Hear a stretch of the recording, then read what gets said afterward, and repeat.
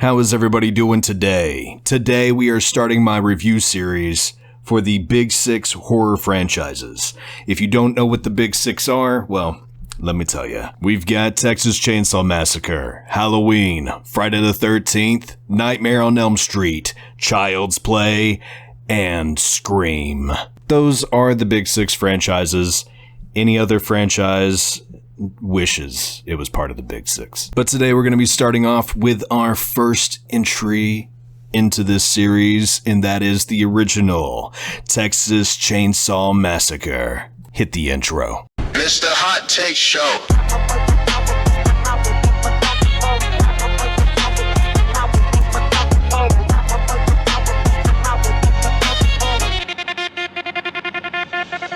Mr. Hot Take Show.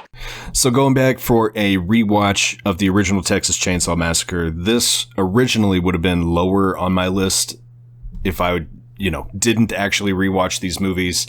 And I just went off of my memories from the past few years, the last time that I watched this movie. So rewatching the Texas Chainsaw Massacre with a fresh set of eyes and actually going, okay, I need to really delve into this movie. I actually found a lot more enjoyable about this film than I remembered.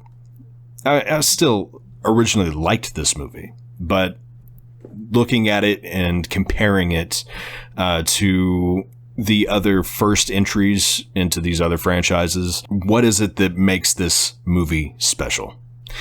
And a lot of that comes down to how real this movie feels.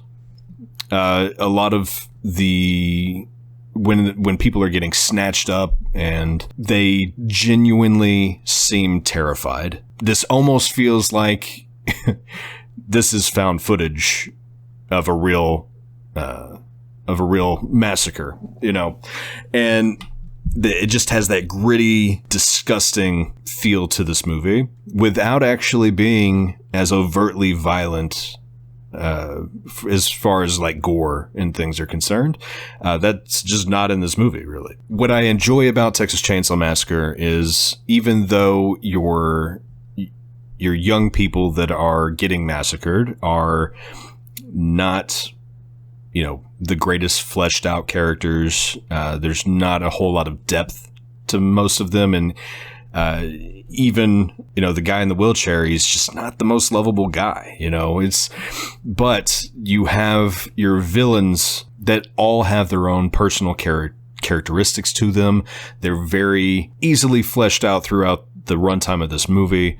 You can tell who each one of them actually is. They have their own quirks to them. They're all vile, disgusting human beings. It gives credence to why Leatherface would become such an icon. And then his brother, his father, their grandfather, they're all just these really wacky characters. But yes, so with your approachable, interesting villains, the gritty, realistic nature of this film, even though this isn't considered, a traditional slasher, it still falls into the slasher type category, but it also has that backwoods redneck survival horror to it, kind of like The Hills Have Eyes or anything like that. Yeah, it's just a fantastic film. Deserves every part of being in the Big Six for what it achieved and what it brought to the horror genre.